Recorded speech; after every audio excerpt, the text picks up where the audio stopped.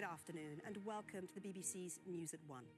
The serial child killer Lucy Letby is being sentenced for murdering 7 babies and attempting to murder another 6 at the Countess of Chester Hospital.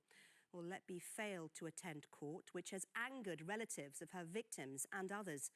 Prime Minister Rishi Sunak said it was what he called cowardly that people who commit such horrendous crimes do not face their victims. Sanchez has travelled to the island of Tenerife, where 26,000 people have been evacuated from their homes because of a giant wildfire burning out of control there.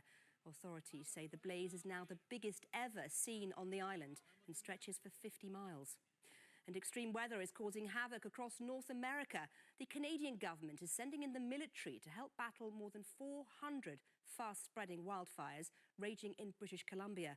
More than 30,000 people across the province have been ordered to evacuate, and tens of thousands more have been put on standby to do so.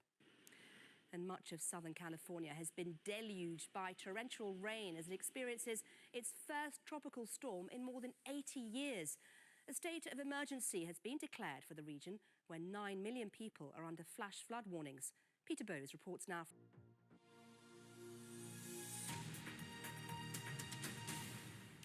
England's women's football team is travelling back from Australia following yesterday's defeat to Spain in the World Cup final. The players and staff were thanked for their efforts as they made their way to the airport. Celebrities, royals and politicians have applauded the Lionesses despite losing the coveted title.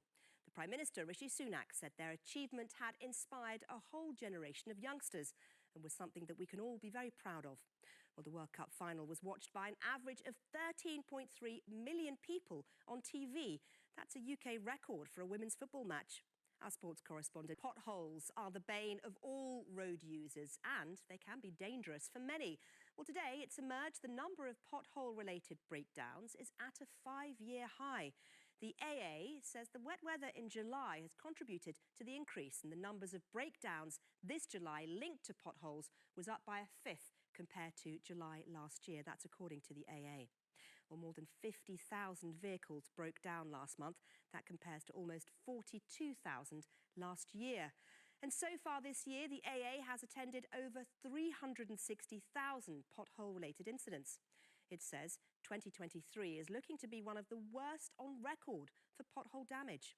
Our transport correspondent, the News at 1 on the BBC. You can, of course, keep up with all the latest developments on the BBC's website, including all the latest on the sentencing of the nurse Lucy Letby at Manchester Crown Court. She has, of course, been given a whole life tariff by a judge there in the last hour or so.